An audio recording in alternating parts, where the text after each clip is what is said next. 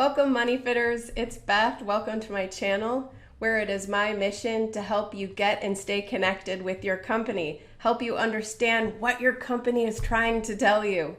Your company speaks the language of finance. We have to make sure that you do too.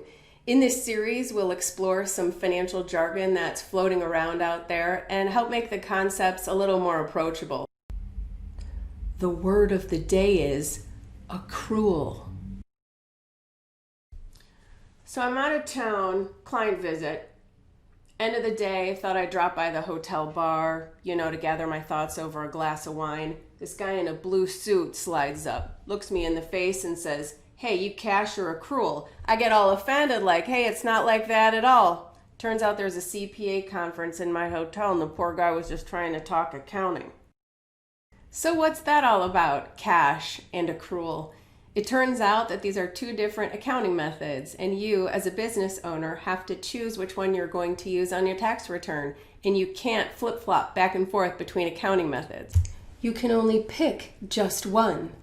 And when you choose cash or accrual, this will dictate how and when you recognize income and expenses in your financial statements. Let me give you an example of how this would work. Let's say Captain Jean-Luc Picard took his crew and the USS Enterprise to a distant planet to rescue an entire population of people from total annihilation. After the job is done, he drops an invoice on the planet for about 5 million Federation credits. If he were in accrual accounting, he would recognize the income based on the date he provided on the invoice. So in Jean-Luc's books, or the books of the USS Enterprise, they would recognize their income start date June 26th in the year 2364. However, if he were on cash accounting, he wouldn't recognize the income until the aliens on the foreign planet that he had rescued got around to finally paying him. It could be months or years later, so the income wouldn't hit his books until he got the payment. And the same thing is true for your expenses. If you're using cash accounting, you'll recognize the expense when you've paid for the item. If you're using accrual accounting, you'll recognize the expense using the date on the invoice presented to you by your vendor.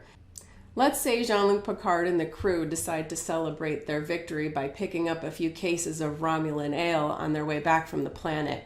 They slide through, grab the ale, and they also pick up an invoice for their purchase. Jean-Luc's got pretty good credit, so he can do that.